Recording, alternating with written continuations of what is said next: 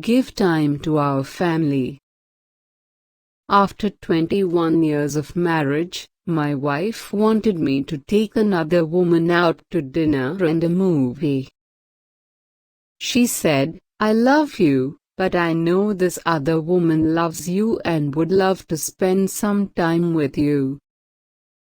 The other woman that my wife wanted me to visit was my mother, who has been a widow for 19 years, but the demands of my work and my 3 children had made it possible to visit her only occasionally. That night I called to invite her to go out for dinner and a movie. "What's wrong? Are you well?" she asked. My mother is the type of woman who suspects that a late-night call or a surprise invitation is a sign of bad news. "I thought that it would be pleasant to spend some time with you," I responded. "Just the 2 of us." She thought about it for a moment, and then said, "I would like that very much." That Friday after work, as I drove over to pick her up, I was a bit nervous. When I arrived at her house, I noticed that she, too, seemed to be nervous about our date. She waited in the door with her coat on. She had curled her hair and was wearing the dress that she had worn to celebrate her last wedding anniversary. She smiled from a face that was as radiant as an angel's. I told my friends that I was going to go out with my son, and they were impressed, she said, as she got into the car. "They can't wait to hear about our meeting." We went to a restaurant that, although not elegant, was very nice and cozy. My mother took my arm as if she were the first lady.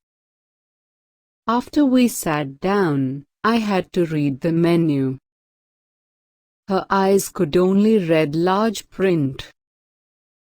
Halfway through the entries, I lifted my eyes and saw Mom sitting there staring at me. A nostalgic smile was on her lips. "It was I who used to have to read the menu when you were small," she said. "Then it's time that you relax and let me return the favor," I responded. During the dinner, we had an agreeable conversation, nothing extraordinary but catching up on recent events of each other's life. We talked so much that we missed the movie. As we arrived at her house later, she said, "I'll go out with you again, but only if you let me invite you." I agreed. "How was your dinner date?" asked my wife when I got home. "Very nice. Much more so than I could have imagined," I answered. A few days later, my mother died of a massive heart attack.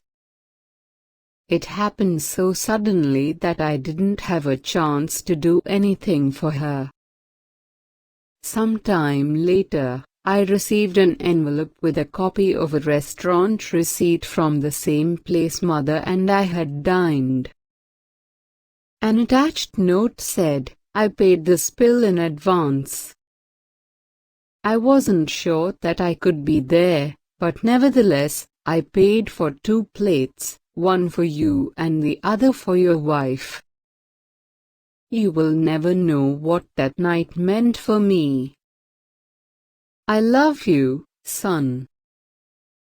At that moment, I understood the importance of saying in time, "I love you," and to give our loved ones the time that they deserve.